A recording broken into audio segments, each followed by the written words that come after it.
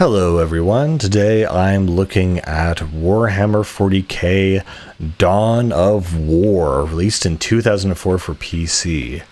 This is a very interesting, funny game in the sense that I really like it. This is a very well-made game, and it's very shocking slash surprising that they weren't able to really make a game like this after this one.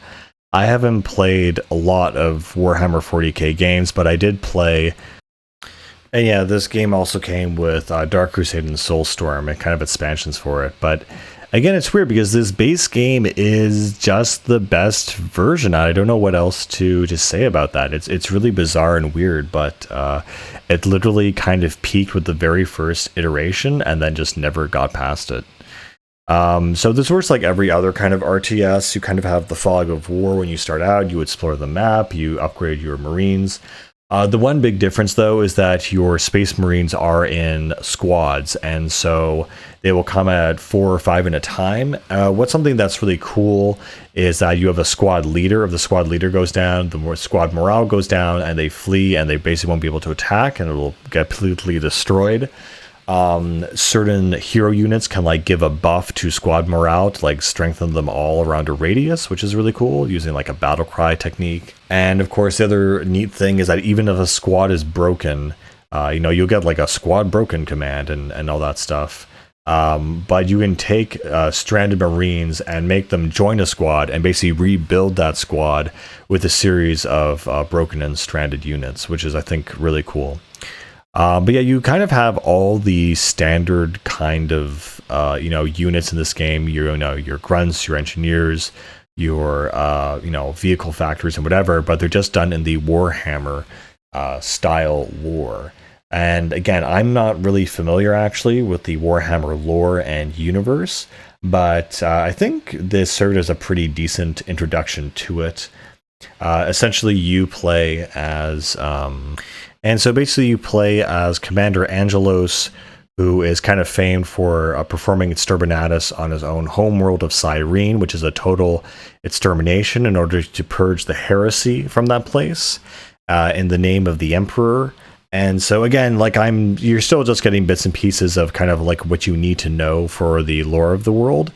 And so basically you are dispatched with your Bloodraven Space Marines to basically quench a suspected heresy on this world of Tartarus.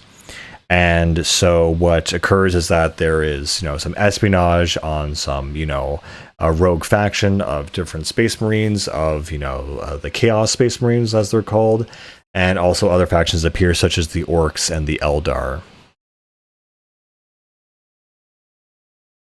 Again, this game is really great in how it progresses you through each mission. It's almost like a tutorial.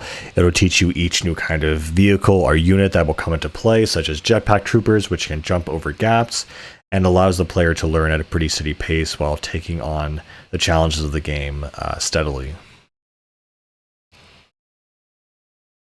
Also, near the end of the campaign, you are also introduced to the Necrons, and each faction has its own very distinct kind of design and also culture and style to it. For the Space Marines, again, as I just said, you have jetpack troopers, you have flame troopers or bolt troopers. The way you actually get those is that you can actually upgrade a squad to have those items. So instead of making a brand new squad just for that kind of weapon, you can choose a squad to equip them or upgrade them to either flamethrowers, bolt guns, or other. The Servitor's main job is to basically build buildings to go around the environment and also plant flags at command posts, which help not only light up the area, but give you more range on the map. You can, of course, build things like tanks and other vehicles in this game, and having a good combination of all of them is, of course, the ideal route to go. A lot of the missions revolve around simply just wiping out the enemy forces, but sometimes you'll have a special objective. I'm not sure it has to be said, but it seems like Warhammer has a very large Roman Catholic vibe to it, which I think some people are surprised to hear. But really, you look at how everything is structured as a brotherhood and how they're fighting for essentially the emperor, and it's really not that hard to see. There's also a level of spirituality that I really appreciate that is in this game. For example, one of the main forces you go up against is the forces of chaos, in which what they are trying to do is actually summon a demon. And so the opposing forces, you are able to use like angelic power or weapons to essentially kill that demon and take it out by using a special summon of their own, essentially. Overall, it's a very interesting game and universe, and I really, really appreciate it a lot, mainly because of its mixture of spirituality and mythos with, kind of modern military aesthetic. Another thing, of course, I need to mention with classic games like these is the music is fantastic. It really gives the world a distinct military epic feeling. When you think of old school games that felt epic, where you had a bunch of gigantic battles and things exploding and going off, and people fighting for whatever, that kind of classic blockbuster kind of feeling, that's really emanating in this game, especially through the music. I can't really get behind it enough. Another thing I think that also really assists and helps this game is the voice acting. Everyone from Angelus to Thoth and the Inquisitors and everyone here, even the basic troops, their line delivery is just so spot on, so intense and bombastic that you can't help but fall in love with them. That's very much contrasted by the units of the servitors, which you have conflicting feelings about, because they're obviously these people or creatures who have been turned into robotic slaves and are completely empty of ego or authority, and they are literally there to serve, as they often say. I think the lore that is behind that is that they were traitors and basically were lobotomized and turned into servants of the emperor. Again, I'm nowhere near an expert on any of the Warhammer lore. All I can say, though, is that I absolutely love it. One thing that I also really, really, really, really appreciated, that I thought was a nice touch, is that every time you actually build a building or summon a special unit or building, it'll actually descend from the sky, implying that the command ship is in orbit, and in order to bring it down, you just need to have the right amount of resources. I just thought that was really, really cool, how everything would always just come from the sky. And then it would deploy as if it had, basically been designed to basically, drop on impact through the atmosphere. Of course, the voice acting and story ranges from, epic, whatever, to a little bit on the cheesy side when, the forces of chaos are conspiring against each other and against the Space Marines.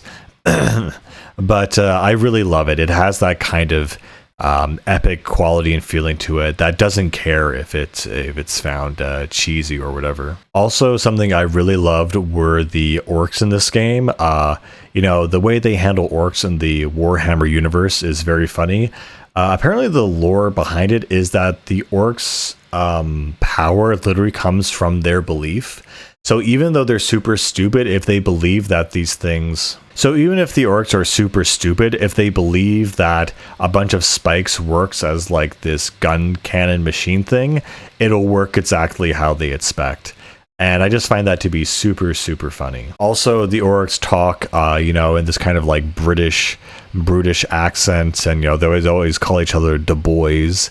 And there's something extremely endearing about them. I've never really played a game where I thought I would actually like the orc faction a lot, but they're almost almost comical in how they present themselves. A lot of the time, you won't be building new units. You'll typically be upgrading your existing units and typically either healing them constantly or replenishing their ranks. If you can't heal them, you can always add a new unit to their squad, and that'll help balance things out. Also, what's really cool is that the hero units that have special abilities can also attach themselves to squads, and that gives them a big boost and helps you organize your troops better rather than having the hero unit kind of wandering off on their own. What's also cool about the squad system, it really incentivizes you to keep people alive. Even though there's one guy left in his unit, you know you can rebuild the squad from that one guy alone, which is going to be much cheaper than building an entirely new squad. Again, I really like how this game ends with this big showdown with an actual demon. I don't know, I just really think it was this really cool, actually epic fight that I really appreciated. Besides the orcs, there's also the Eldar, who are these mysterious, like literally elder race that kind of watch from afar. And if they find anything out of order, they tend to basically, intervene. And so usually there's this mysterious group, but sometimes you have to come up and fight them as well. They have a very advanced technology. What I really like about the Space Marines is they also have these chainsaw guns or hands as well as their major firearm. And the troops will have little cute or interesting animations by default depending on their range and how they engage the enemy. And of course, there are finally, there are the Chaos, Space Marines, which work almost basically the same, except they have certain demonic weapons and powers. And finally, there are the Necrons, which appear in one of the DLCs, Dark Crusade. I don't know, this form of, green Terminators, who are essentially basically just massively outnumbered and super strong, and the only way to really wipe them out is to destroy their spawn point where they come from, which is usually some kind of weird pyramid, and that's pretty much the only way to take them out. Otherwise, you're going to be basically overwhelmed if you wait too long to build up your resources. Other than that, though, all the main races are pretty useful and interesting. The only thing that I did feel was a little bit off was the DLCs, even, the ones where it lets you do planetary conquest and you're introduced to the Tau. The problem is it just like doesn't introduce any new story. It's kind of like, okay, here's a new way to play the game. Here's just another gameplay mechanic.